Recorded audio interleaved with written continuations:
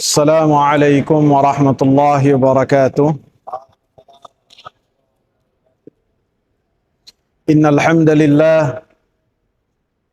نحمده ونستعينه ونستغفره ونعوذ بالله من شرور أنفسنا وسيئات أعمالنا. من يهده الله فلا مضل له ومن يضلل فلا هادي له. أشهد أن لا إله إلا الله وأشهد أن محمدا عبده ورسوله.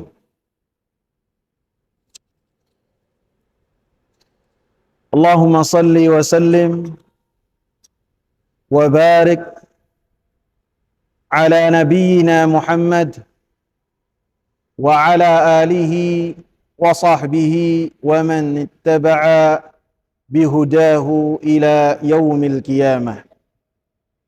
Hadirin jamaah salat maghrib yang saya hormati,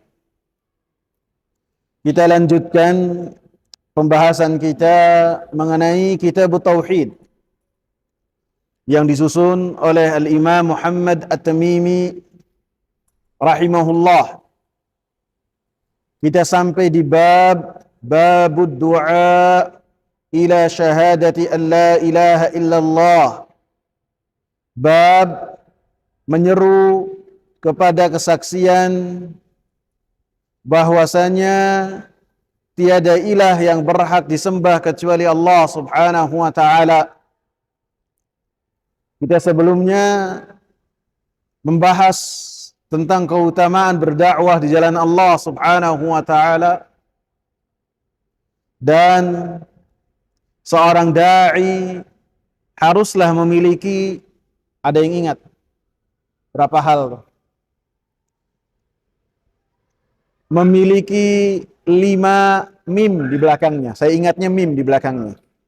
Aliman, hakiman, haliman, kariman, rahima. Seorang da'i hendaklah dia memiliki ilmu, dia bijak, memiliki hikmah, mampu mengendalikan dirinya, tidak mudah dikendalikan amarah, sehingga jangan sampai ada permasalahan-permasalahan pribadi ia kemas menjadi permasalahan umat. Ini haliman. Dan saya dapati banyak itu yang demikian.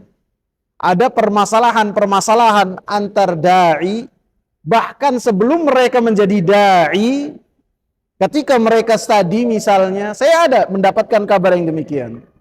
Sampai setelah kedua-duanya jadi da'i, permasalahan-permasalahan pribadinya menjadi permasalahan umat. Terus yang keempat, kariman, dermawan. Dermawan dengan apa yang ia miliki, waktu, tenaga, bahkan harta.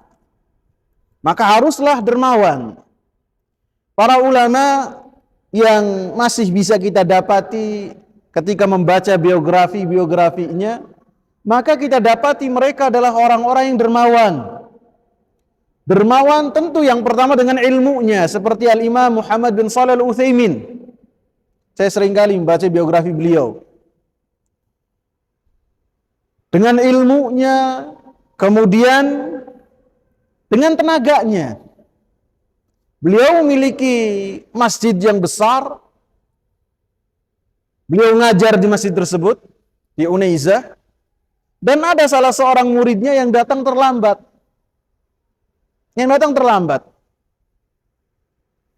Begitu ditanya kenapa, kamar mandi kerannya rusak. Beliau setelah selesai kajiannya, ngambil peralatan untuk memperbaiki keran tadi. Allahu Akbar. Ambil peralatan. Dan beliau ini adalah ulama yang sangat disegani oleh raja-raja Saudi. Dari Raja Abdul Aziz, Raja Saud, Raja Faisal, Raja Khalid, Raja Fahad, semuanya segan kepada orang ini. Bahkan menawarkan apa yang mereka miliki supaya orang ini menerima pemberian mereka. Tidak. Bahkan beberapa ustadz yang pernah main ke rumahnya dari tanah liat, kayak orang-orang Arab Saudi dulu. Kayak dari tanah liat, bukan rumah yang megah, bukan. Dan beliau pun bahkan sangat dermawan sekali dengan hartanya. Ada santri-santrinya, murid-muridnya, yang dia ini kesusahan, menghubungi Syekh Muhammad bin Shalih Al-Utsaimin, dia kasih dari kantongnya. Dia kasih dengan jumlah dan nominal yang besar. Ada yang sampai 10.000 real, ada yang 20.000 real dari kantong dia. Dari kantongnya. Dan saya pun dapati ada sebagian ustadz di Indonesia yang saya kenal, beliau apabila ke daerah membagi-bagikan duitnya, duit yang ia bagi. Duitnya. Bahkan ada yang mengabarkan kepada saya sampai nominalnya 500 juta. Padahal hidupnya biasa saja, sederhana. Dan yang ia lakukan dari kantong dia pribadi. Dia bagi-bagikan. Kemudian yang kelima, apa tuh? Kariman rahima, memiliki kasih sayang. Dan 5 hal itulah yang harus diperhatikan. Kemudian dalil yang pertama, karena di bab ini kita membahas 3 dalil. Yang pertama surat Yusuf ayat 118. 108 ya? Ya, barakallahu fikum. 108. Kalau nggak salah nggak sampai 118 ya. 108. Allah Subhanahu wa taala menyatakan, "Qul hadhihi sabili ad'u ila Allahi ala basiratin ana wa man ittaba'ani wa subhanallahi wa ma ana minal musyrikin." Allah Subhanahu wa taala berkata kepada Nabi Muhammad, katakanlah, qul, katakanlah kepada seluruh manusia, hadhihi sabili, ini adalah jalanku, ini adalah metodeku yang saya berdakwah kepadanya. Jalan ini adalah jalan yang akan menghantarkan seseorang kepada Allah Subhanahu wa taala, mengenal Allah Subhanahu wa taala, mengetahui nama-namanya dan sifat-sifatnya, termasuk dari sabili, apa yang Rasulullah sallallahu alaihi wasallam seru, sehingga manusia mengenal Allah Subhanahu wa taala dengan sebenar-benar pengenalan. Sehingga jalan yang Rasulullah sallallahu alaihi wasallam katakan, hadhihi sabili, ini adalah jalanku yang saya menyeru kepadanya, akan menghantarkan kalian kepada Allah, kepada ridha Allah, kepada apa yang dicintai oleh Allah, mengenalkan kalian kepada Allah Subhanahu wa taala, sehingga kalian memiliki pengagungan kepada Allah Subhanahu wa taala dengan sebenar-benar pengagungan. Takut kepada Allah Subhanahu wa taala dengan sebenar-benar rasa takut yang di dalamnya ada amal saleh. Apabila demikian, maka jalan inilah yang akan mengantarkan kepada surganya Allah Subhanahu wa taala. Surga. Maka sabili, jalan ini tentu terkandung di dalamnya ilmu berupa Al-Quran, berupa sunnah Nabi sallallahu alaihi wasallam, dan di dalamnya juga ada pemahaman para sahabat ketika mereka mengamalkan sabili ini, jalanku ini. Sehingga di dalamnya ada ilmu, yang ilmu tersebut adalah ilmu yang hak, dan di dalamnya juga memiliki konsekuensi ilmu yang harus diamalkan, bukan hanya sekedar mengetahui, akan tetapi diamalkan ilmu tersebut. Dan di dalam sabili tersebut ada konsekuensinya berupa apa yang telah dilakukan oleh Rasulullah sallallahu alaihi wasallam, berupa memurnikan ketaatannya hanya kepada Allah Subhanahu wa taala dan tidak ada sekutu untuk Allah Subhanahu wa taala. Ini adalah sabili, jalanku yang Rasulullah sallallahu alaihi wasallam berada di atasnya. Orang-orang yang di dalamnya akan mengenal Allah, akan masuk ke dalam surga dan mendapatkan kejayaan dan lagi kemenangan. Sehingga jalan tersebut di dalamnya pasti ada ilmu, ada pengamalan terhadap ilmu, dan di dalamnya tentunya ada memurnikan ketaatan hanya kepada Allah Subhanahu wa ta'ala. Qul hadhihi sabili ad'u ila Allah. Ad'u yang saya menyeru kepadanya. Artinya di sini disebutkan ad'u ila Allah, yang saya menyeru kepada Allah Subhanahu wa taala. Artinya Rasulullah sallallahu alaihi wasallam senantiasa menganjurkan manusia dan para hamba-hamba Allah untuk mereka sampai dan mengenal Allah Subhanahu wa taala, Rabb mereka yang telah menciptakan mereka, yang telah mengurus semua perkara mereka. Dengan kata ad'u ini Rasulullah sallallahu alaihi wasallam menganjurkan kepada mereka supaya mereka sampai dan mengenal Allah Subhanahu wa taala. Dan Rasulullah sallallahu alaihi wasallam senantiasa menggemarkan hal tersebut kepada hamba-hambanya, sehingga mereka makin cinta kepada Allah, sehingga mereka makin taat kepada Allah Subhanahu wa taala.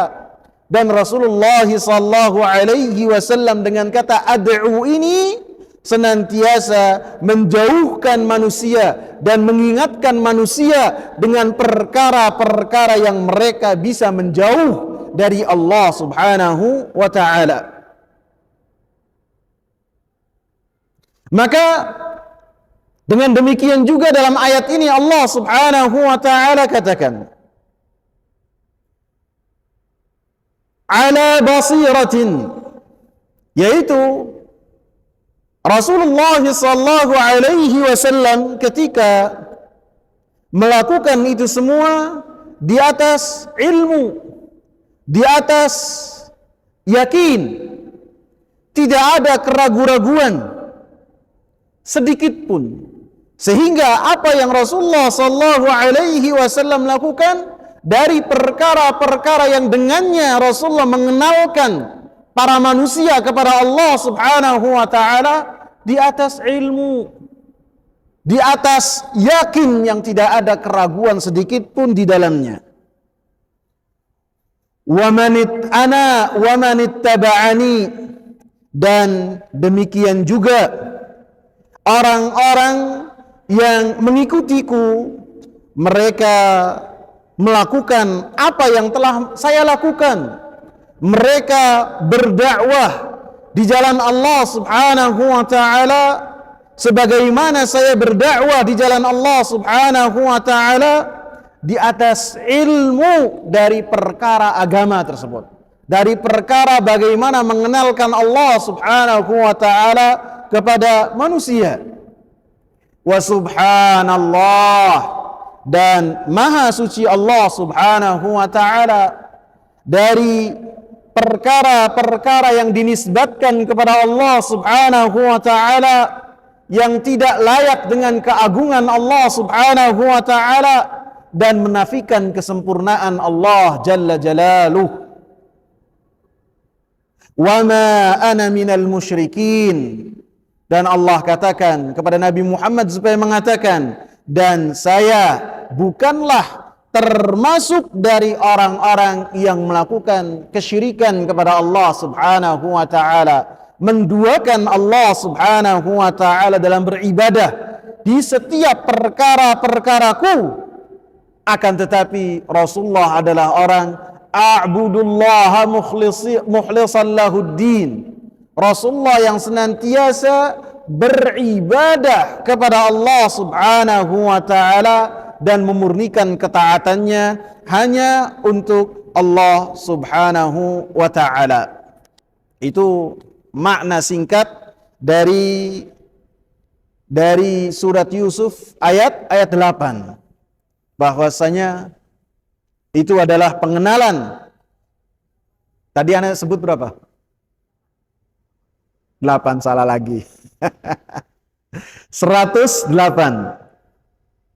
Dan itu adalah makna yang disebutkan oleh Al-Imam Syekh Abdurrahman bin Nasir As-Sa'di dalam kitab tafsirnya. Kita sedikit bahas secara lebih khusus yang berkaitan dengan ayat ini.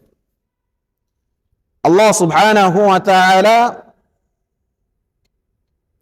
mengabarkan kepada Nabi Muhammad sallallahu alaihi wasallam dan memerintahkan Nabi Muhammad untuk menjelaskan kepada para manusia tentang bagaimana manhaj Rasulullah sallallahu alaihi wasallam, metode Rasulullah sallallahu alaihi wasallam dalam berdakwah, dan metode para pengikut Nabi Muhammad sallallahu alaihi wasallam ataupun metode dari para nabi terdahulu, bagaimana mereka berdakwah kepada Allah subhanahu wa ta'ala.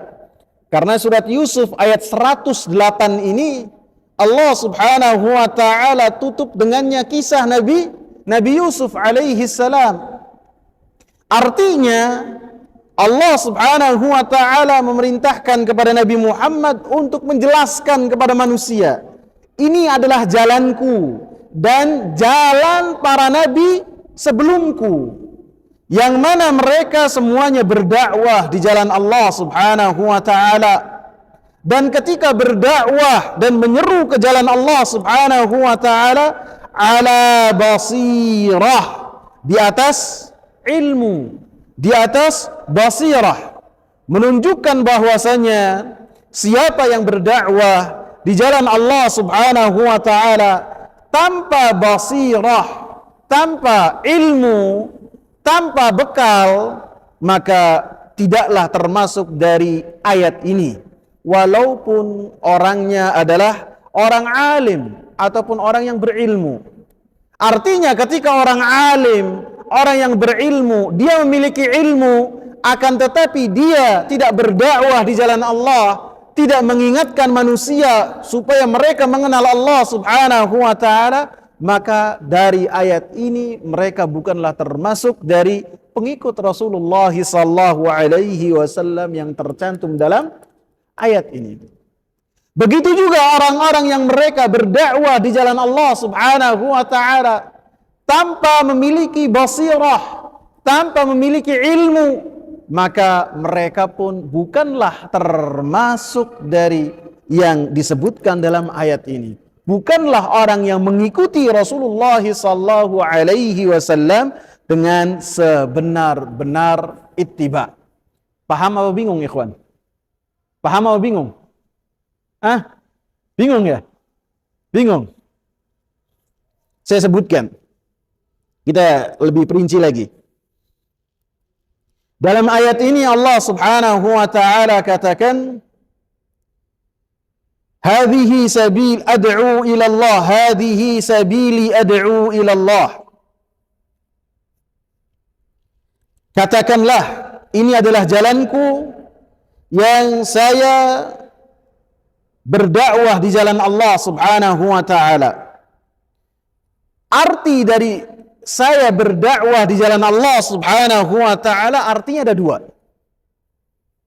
Yang pertama adalah berdakwah atau mendakwahkan manusia sebagaimana dakwahnya para rasul dan para nabi. Para rasul mereka mengingatkan umatnya supaya umatnya mentauhidkan Allah Subhanahu wa taala dalam beribadah. Mengesahkan Allah Subhanahu wa taala dalam tunduk dan patuh kepada Allah Subhanahu wa taala dan meninggalkan sesembahan-sesembahan selain Allah.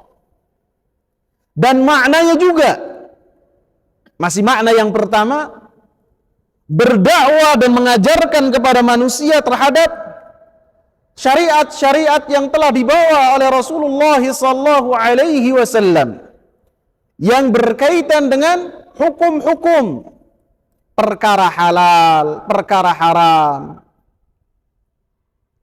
Sehingga dakwah ini sifatnya menyeluruh, baik buat orang-orang kafir yang mana mereka tidak mengenal Islam, kita kenalkan mereka tentang keindahan Islam, tentang hadhihi sabili, bagaimana dakwahnya Rasulullah sallallahu alaihi wasallam.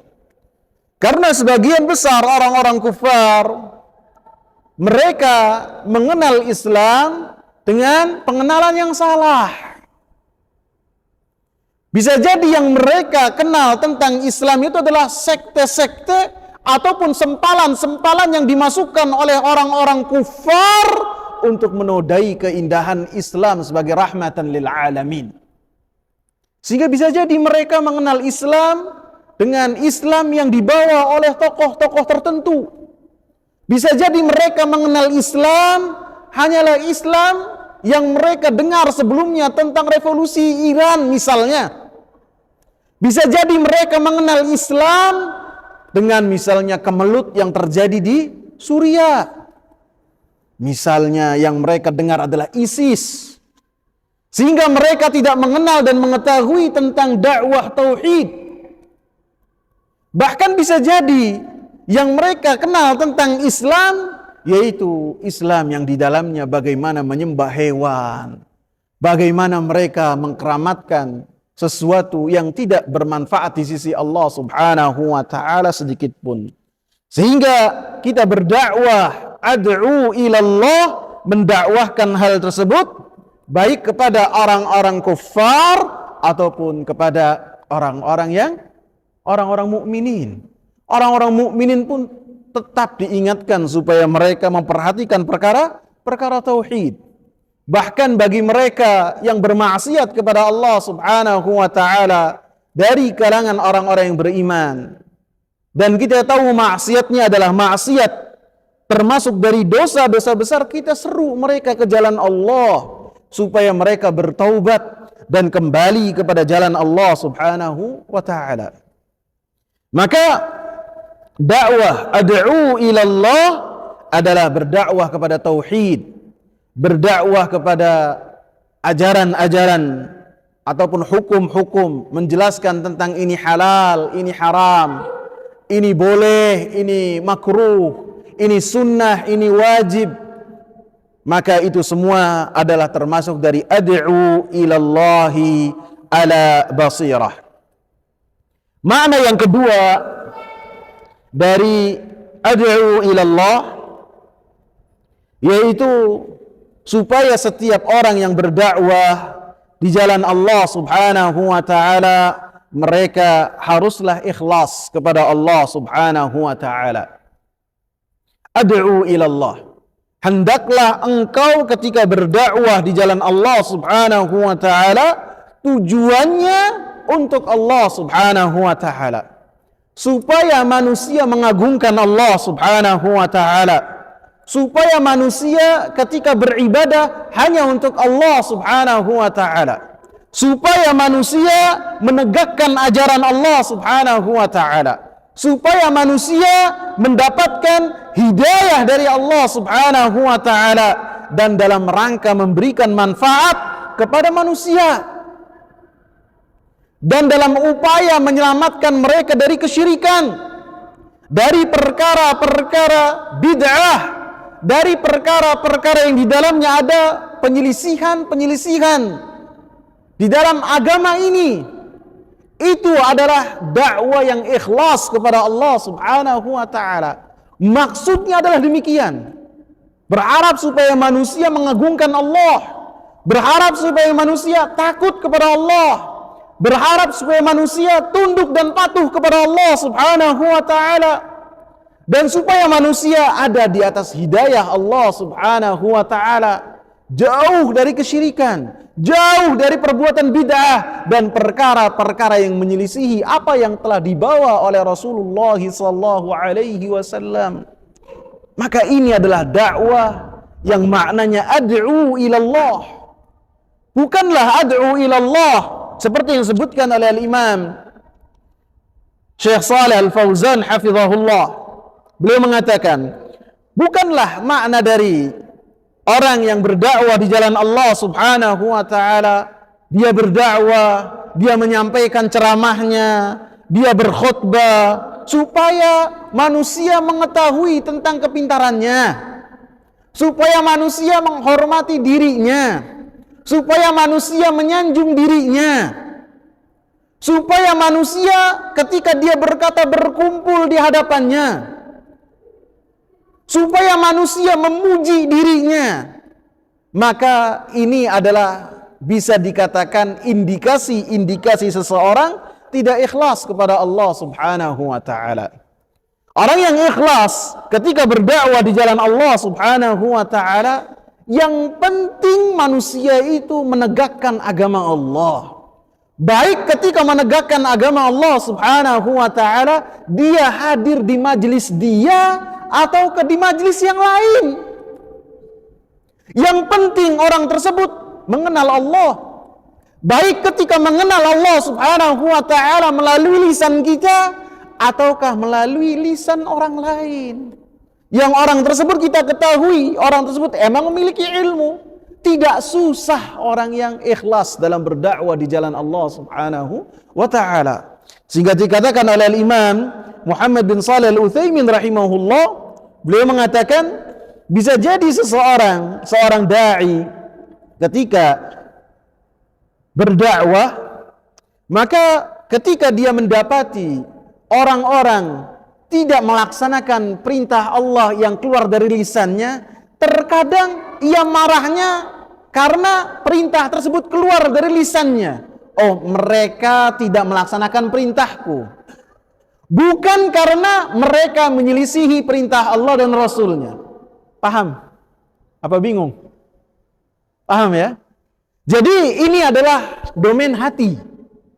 Ketidaksukaan seseorang ketika orang-orang menyelisihi perintahnya ataupun apa yang ia anjurkan, bukan karena apa yang ia anjurkan itu adalah suatu yang benar, al-haq, bukan. Akan tapi kenapa mereka menyelisihi saya? Ini pun termasuk indikasi seseorang tidak ikhlas dalam berdakwah di jalan Allah Subhanahu wa ta'ala. Sehingga orang-orang yang berdakwah di jalan Allah Subhanahu wa ta'ala dengan dakwah yang ikhlas karena mengharapkan apa yang ada di sisi Allah Subhanahu wa ta'ala, wa man ahsanu qawlan mimman da'a ila Allah wa 'amila salihan wa qala innani minal muslimin. Siapa yang dia itu menyeru di jalan Allah Subhanahu wa ta'ala, siapakah yang paling bagus perkataannya dari orang-orang yang menyeru kepada Allah dan dia beramal dengan apa yang ia serukan.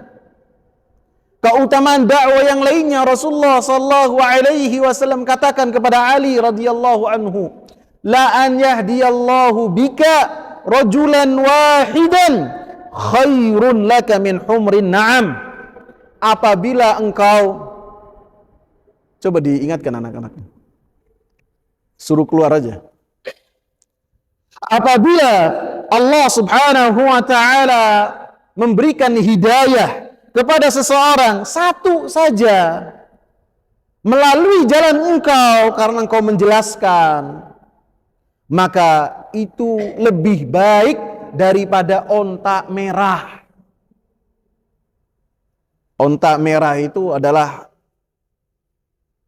onta yang paling mahal. Bisa jadi ya. Lebih mahal bisa jadi. Bisa jadi, lebih mahal. Dan ontaknya itu putih, saking putihnya kayak merah. Itu sekarang kan kita zamannya YouTube ya. Apa aja bisa lihat YouTube itu tahu, oh ini onta merah. Jadi ontaknya itu gagah, jadi kayak habis fitness ontaknya itu gede, gede, keker, dan putih kemerah-merahan. Dan harganya mahal. Bisa jadi mungkin 30 sampai 40 miliar satu ekor. Bayangkan habis beli mati gitu. Habis beli mati. Dan kata Rasulullah, orang yang bisa berupaya untuk seseorang mendapatkan hidayah dari Allah melalui jalannya, setelah taufik dari Allah, maka lebih baik daripada onta merah tadi. Sehingga dari hadis ini, dari ayat tadi yang saya sebutkan, maka orang-orang yang ketika berdakwah di jalan Allah Subhanahu wa taala dengan ikhlas kepada Allah Subhanahu wa taala dan mengharapkan apa yang ada di sisi Allah dalam berdakwah, bukan apa yang ada di sisi manusia, tidak susah ketika berdakwah di jalan Allah, ketika memberikan kajian, ketika memberikan materi, walaupun yang hadirnya 1, 2, tidak susah. Hatinya itu tidak susah, tidak marah. Tidak komplain dia kepada panitia kajian. Kenapa antum ini gak sosialisasinya yang benar? Saya melakukan perjalanan 20 kilo, 10 kilo. Kok sampai sini cuma ada 10 orang? Cuma ada 2 orang misalnya. Maka orang-orang yang ikhlas tidak memperdulikan hal tersebut. Sudah ada yang datang saja, alhamdulillah. Alhamdulillah. Disampaikan. Dalam hadis yang sudah kita bahas, dalam bab-bab sebelumnya, ingat nggak ketika para nabi dikumpulkan dengan pengikut-pengikutnya? Ada yang Rasulullah katakan, wan nabiyya wa laysa ma'ahu ahad. Saya dapati seorang nabi, dia berdakwah di jalan Allah Subhanahu wa taala, maka dia tidak ada pengikutnya sama sekali. Dan nabi ini. Jadi kalau sekarang di majelis ini ada berapa? 10 lebih, 20 kali ya? Iya, ya alhamdulillah. Nabi datang kepada Allah tanpa ada pengikut seorang pun. Maka ketika ada yang datang 1, 2, ya alhamdulillah. Dan ini buat orang-orang yang ikhlas ini tidak akan susah hatinya. Bukan berarti saya ikhlas, bukan. Buktinya kalau pas Ramadan itu saya, ya Allah, lemes. 4:30 sampai sini cuma ada 2 orang. Pak Dirno sama siapa tuh Pak? Antum ya? Berarti Anda belum ikhlas. Kalau ikhlas, hatta sendirian, hatta nggak ada yang datang, itu nggak ada masalah. Al-Imam Muhammad bin Shalih Al-Utsaimin rahimahullah, bahkan di usia beliau 50 tahun lebih, berarti ilmunya sudah matang gitu. Beliau ketika memberikan kajian beliau dan materi beliau, yang datang cuma 1, 2. Dan beberapa kali beliau datang ke jadwal beliau, karena jadwal di Saudi Arabia yang Anda tahu itu disusun oleh pemerintah langsung. Maka begitu beliau datang ke kursi yang telah disiapkan, gak ada siapa-siapa. Ini orang ulama besar. Sedangkan durasinya itu sudah ditentukan. Misalnya dari habis asar jam 4 sore sampai jam 6 misalnya. Misalnya di sana maghribnya 6:30 atau jam 6:15. Sudah ditentukan. Maka beliau merasa mendapatkan amanat untuk mengisi kajian, sedangkan gak ada yang datang. Maka beliau ambil Quran murojaah. Duduk sampai jam 6 itu tiba. Kalau jam 6 tiba berarti sekalian nunggu maghrib, habis itu pulang. Mungkin setelah itu ada beberapa orang yang kasihan duduk di majelis beliau. Setelah itu beliau pun Datanglah penuntut ilmu dari penjuru dunia untuk menghadiri majelis ilmu yang ada di tempat beliau. Jadi alhasil ketika seseorang berdakwah di jalan Allah, dia di atas basirah. Kemudian ketika berdakwah pun dia ikhlas kepada Allah Subhanahu wa taala. Ketika yang menerima dakwah dia sedikit, wa biha wa ni'mah, gak ada masalah. Ketika tidak ada yang memenuhi seruan dia, wa biha wa ni'mah, yang penting menyampaikan. Nabi saja kata Allah, innama 'alaikal balagh, engkau itu hanya menyampaikan. Bukan yang bisa menjadikan orang itu menerima kebenaran yang datang dari Nabi Muhammad SAW. Gak bisa. Rasulullah hanya menyampaikan. Abu Talib, paman beliau, tidak beriman. Orang yang dekat dan sayang. Abu Lahab, paman beliau dan besan beliau untuk 2 putri beliau, nggak beriman. Nggak bisa. Yang penting hanya menyampaikan. Menerima ataukah tidak, maka kita serahkan kepada Allah Subhanahu wa taala. Demikian juga terkadang anak berbagi sama adik saya Adam dalam saling motivasi. Kata Adam itu, saya pernah dinasehati oleh Ustaz Firanda. Dalam majelis mungkin anak-anak Madinah itu kumpul, Ustaz Firanda memberikan nasihat. Di antaranya ketika mau kajian, persiapan saja. Persiapan. Apa yang mau dibawakan disiapkan. Baca ini, baca itu, baca ini, baca itu, disiapkan. Nanti yang keluar itu apa ketika kajian, serahkan kepada Allah. Terkadang ketika persiapannya maksimal, yang keluar itu sedikit. Bisa jadi hanya 5% saja. Terkadang persiapan itu kuat dan ketika di majlis keluar semua. Dan itu semua murni dari Allah Subhanahu wa taala. Bisa jadi karena keikhlasan orang-orang yang membawakan materi tersebut, dan bisa jadi keikhlasan dari orang-orang yang hadir. Materinya sama di 2 tempat yang berbeda, akan tetapi ketika menyampaikan hasilnya berbeda. Yang di masjid ini, di masjid itu, misal di masjid A, di masjid Ali bin Abi Thalib misalnya, membawakan lagi dengan materi yang sama, persiapan yang sama, hasilnya garing misalnya. Ada bisa jadi sayanya nggak ikhlas, bisa jadi yang hadir pun bisa jadi tidak ikhlas. Di antara keduanya. Jadi alhasil yang penting berikhlas dalam berdakwah di jalan Allah Subhanahu wa taala, ataupun yang ikut banyak ataukah sedikit, maka itu tidak ada pengaruhnya. Akan tapi apabila seorang ketika berdakwah ikhlas kepada Allah Subhanahu wa taala, kemudian pengikutnya banyak, maka itu alhamdulillah. Alhamdulillah. Ketika seorang dia berdakwah di jalan Allah, dia kemudian apabila dia itu memiliki jadwal kajian misalnya yang datang itu sampai tumpah-tumpah, masjid-masjid besar tidak mampu menampungnya, bisa jadi ini menunjukkan tanda keikhlasan dia di sisi Allah Subhanahu wa taala. Kan materinya itu-itu saja, sama saja. Ustadz itu dengan ustadz yang lain materinya sama. Si ustadz yang pertama membahas tentang tauhid dengan dalil-dalil yang sama. Ustadz yang kedua pembahasannya tentang tauhid dengan dalil-dalil yang sama, akan tetapi ketika yang pertama itu memberikan pengaruh yang besar dan hati-hati manusia datang di majelis tersebut, bahkan sebagai tumpah ruah, bisa jadi termasuk keikhlasan seorang dalam berdakwah di jalan Allah Subhanahu wa taala. Bisa jadi.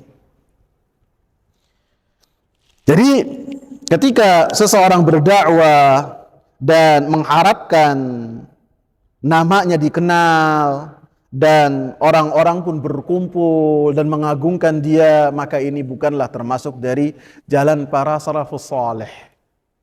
Disebutkan oleh Syekh Shalih Fauzan dalam kitab I'anatul Mustafid, Disebutkan suatu ketika Abdullah bin Mas'ud di Basrah. Beliau ini dai yang diutus oleh Umar bin Al-Khattab untuk mengajar kaum muslimin di negeri Basrah, di kota Basrah, di Irak. Maka Abdullah bin Mas'ud seorang alim besar. Ketika keluar dari rumahnya, beliau dapati kumpulan manusia. Kumpulan manusia. Kalau kita katakan apa, follower sejati kali ya. Keluar dari rumah sudah menunggu. Begitu keluar dari rumah, banyak orang-orang yang menunggu keluarnya Abdullah bin Mas'ud.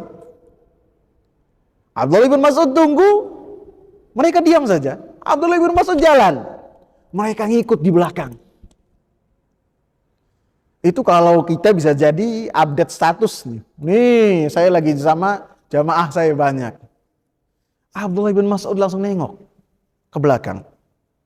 Dia mengatakan, irji'u. Fa innahu fitnatun lil matbu' dhillatun littabi'. Kalian pulanglah, bubar. Jangan melakukan hal ini. Dalam riwayat lain, Abdullah bin Mas'ud bertanya, kalian ada keperluan apakah tidak? Apakah kalian punya hajah atau tidak? Ada yang ditanyakan? Gak ada. Ada yang perlu saya bantu? Gak ada. Ada yang perlu saya sampaikan kepada Umar bin Khattab? Gak ada. Berarti gak ada keperluan. Irji'u. Kalian bubar. Jangan ngumpul demikian. Fa innahu fitnatun lil matbu'. Karena apa yang kalian lakukan akan menjadi ujian dan fitnah bagi keikhlasan seorang dai tersebut. Wa dhillatun littabi'. Dan akan menjadikan kehinaan buat orang-orang yang melakukan hal ini. Bubar. Itu seorang alim.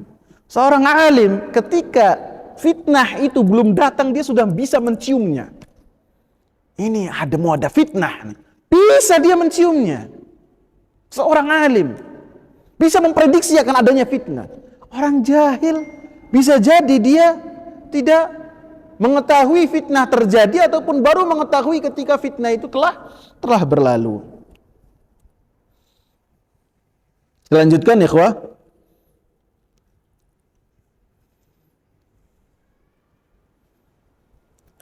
Ad'u ilallahi. Ingat ya, yang saya bahas dari kitab semua. Dari kitab. Bukan saya curhat, apalagi ini analisa saya, bukan. Saya baca dari Al-Qaulul Mufid, baca dari Syekh Sindi, baca juga dari Syekh Shalih Fauzan, baca juga dari kitab tafsir Sa'di, bukan dari analisa saya, bukan. Ad'u ilallahi ala basiratin. Disebutkan di sini ala basiratin. Apa di situ artinya? Ada yang megang terjemah. Ala basiratin. Apa basirah itu? Mengikuti dan seterusnya. Ala di atas yakin ya. Basirah bisa diartikan yakin, bisa.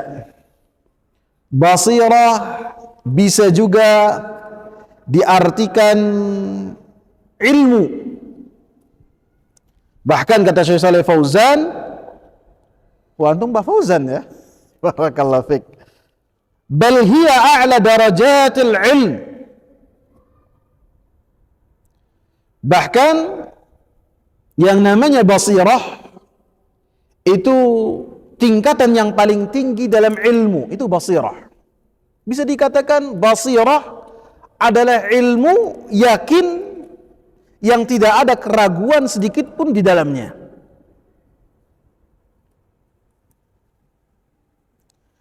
Dikatakan oleh Imam Muhammad bin Shalih Al-Utsaimin rahimahullah, ala basirah itu artinya ilmu, mencakup ilmu dengan syariat. Dengan syariat. Dengan syariat artinya orang yang berdakwah di jalan Allah Subhanahu wa taala harus memiliki ilmu dengan syariat ini. Ia berseru kepada agama Allah, kepada agama Islam, maka ia harus memiliki ilmu tersebut, memiliki basic ilmu dengan apa yang ia seru. Ia berseru kepada tauhid, maka ia harus memiliki modal berupa pembahasan tentang tauhid. Karena orang-orang yang mereka tidak memiliki ilmu, maka dia akan membahayakan diri dia.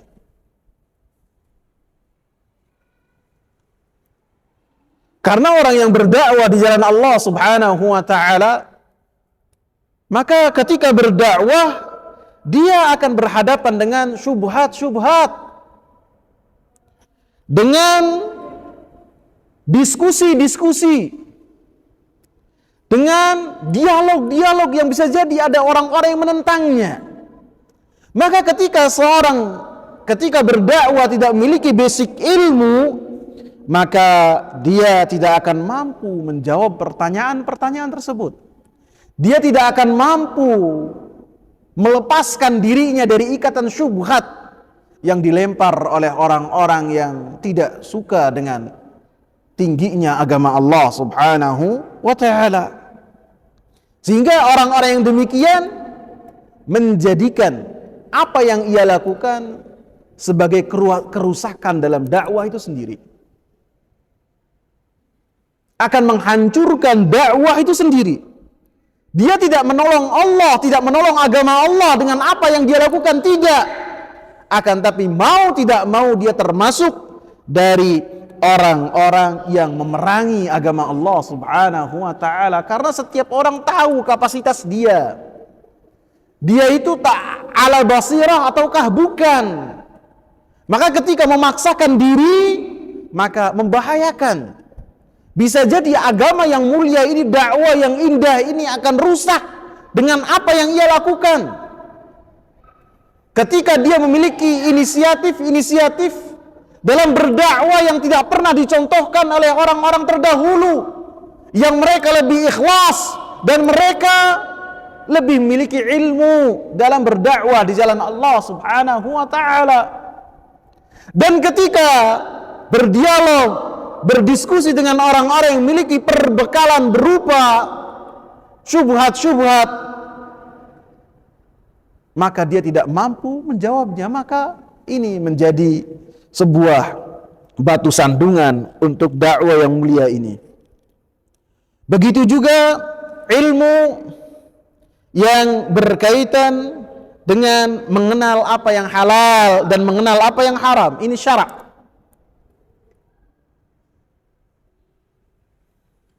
Maka orang yang berdakwah tanpa basirah dan tanpa mengenal halal dan haram, ketika ditanya apakah ini haram, padahal ini halal, dia jawab haram. Apakah ini halal, padahal ini halal, dia jawab haram. Maka dengan kejahilan yang ia miliki, dia pun berkata atas nama Allah Subhanahu wa ta'ala dengan penuh kedustaan.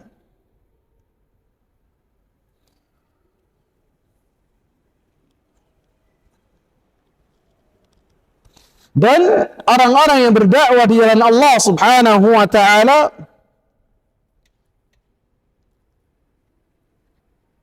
tidaklah hanya bermodalkan dengan retorika saja. Laisa indahum ilmun wa innama yujidul kalama wa syaqsyaq wal khatabah, kata Imam Shalih Al-Fauzan. Sebagian ketika berdakwah di jalan Allah Subhanahu wa ta'ala, mereka tidak memiliki ilmu. Yang mereka bisa hanya retorika saja, pandai berbicara, bisa berceramah, bisa ceramah, bukan menunjukkan orang tersebut alim, orang tersebut memiliki ilmu, bukan. Sehingga apabila ada yang membantah dia gelagapan, tidak bisa untuk menjawab terhadap bantahan-bantahan tersebut, tidak bisa.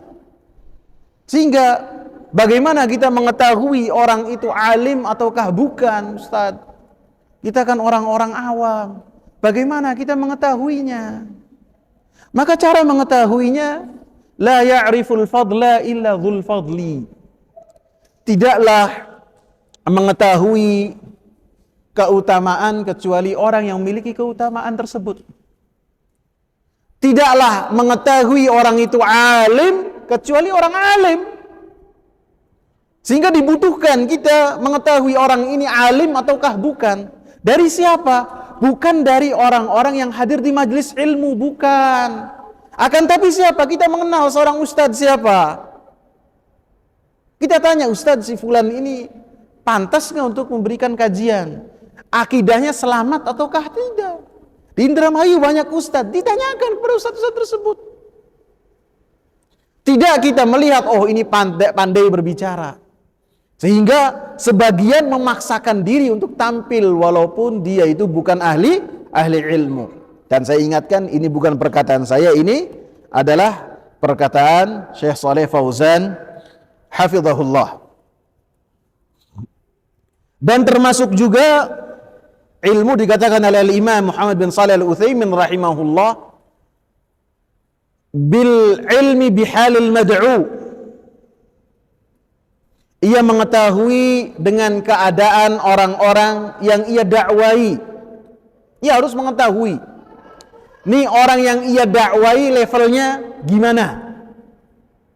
Bisa jadi orang tersebut jahil awam ataukah orang yang memiliki syubhat, harus ia ketahui. Bagaimana keadaan mereka, apa latar belakang mereka, harus dipahami. Sehingga ketika berdakwah sampai kepada mereka mengenal. Karena apabila seseorang menyampaikan ilmu tersebut benar, ilmu tersebut hak, akan tetapi disampaikan tanpa tidak memperhatikan atau tanpa memperhatikan keadaan orang yang disampaikan, maka bisa jadi efeknya bukan malah takut orang tersebut kepada Allah, malah bisa mengingkari Allah. Paham? Ayatnya benar ayat, hadisnya benar hadis.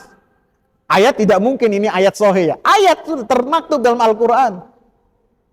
Hadisnya hujjah, bisa hasan, bisa sahih. Akan tapi ketika disampaikan oleh orang yang tidak siap, maka bisa jadi orang tersebut makin jauh dari Allah Subhanahu wa ta'ala. Kata Abdullah ibn Mas'ud, "Ma anta bimuhaddithin qauman la tablughuhu uquluhum illa kana li ba'dihim fitnah."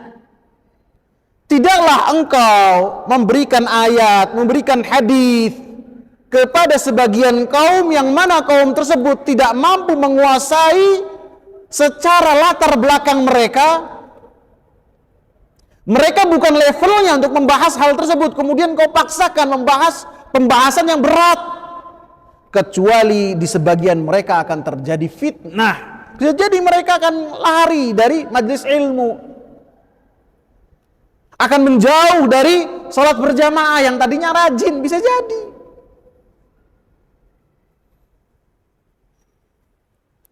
Sehingga Rasulullah ketika mengutus Mu'adz dan mengutus Abu Musa ke negeri Yaman, maka Rasulullah katakan, innaka sata'ti qauman min ahlil kitab. Engkau akan mendatangi satu kaum yang kaum tersebut adalah dari ahli kitab. Supaya keduanya mempersiapkan diri. Nih, ahli kitab ini bekalnya apa? Apa mereka bantahan-bantahannya? Apa syubhat-syubhat mereka? Mempersiapkan diri.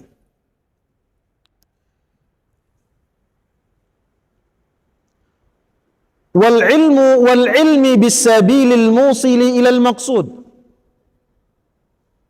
Dan dia pun harus mengetahui cara untuk menyampaikan kepada tujuannya. Dan ketika menyampaikan tujuan, yaitu supaya orang mengenal ajaran Allah, mengenal agama Allah Subhanahu wa taala. Cara-caranya telah disebutkan oleh Allah Subhanahu wa taala. Karena cara berdakwah di jalan Allah Subhanahu wa taala sifatnya kaifiyah, sifatnya tauqifiyah. Telah ditentukan oleh Allah Subhanahu wa taala secara langsung. Dalam surat An-Nahl ayat, nanti saya baca, jangan sampai salah-salah lagi ayat ini, Mbak, nomornya. Ayat 125, surat An-Nahl ayat 125. Kita sampai 1 jam aja ya, Anda pakai waktu. Ya, 5 menit lagi 1 jam. Allah katakan, ud'u ila sabili rabbika bil hikmati wal mau'izatil hasanati wajadilhum billati hiya ahsan. Ayat 125. Berdakwahlah di jalan Allah yang pertama dengan cara hikmah. Dengan hikmah. Yang kedua wal mau'izatil hasanah. Dan dengan mau'izah hasanah. Mau'izah dengan pengajaran yang baik, dengan nasihat yang baik. Yang ketiga, wajadilhum billati hiya ahsan. Dan berdebatlah, berdiskusilah dengan mereka dengan cara yang baik. Disebutkan oleh Imam Ibn Al-Qayyim rahimahullah, saya ambil dari kitab Fathul Majid, dengan cara hikmah, yarhamukallah, itu diberikan kepada orang-orang yang mencari kebenaran. Mencari kebenaran dan cinta kepada kebenaran. Dan apabila mendapatkan kebenaran, maka dia akan lebih mengutamakan kebenaran daripada yang lain. Maka orang yang sifatnya ataupun golongan yang pertama ini diserukan kepadanya dengan hikmah.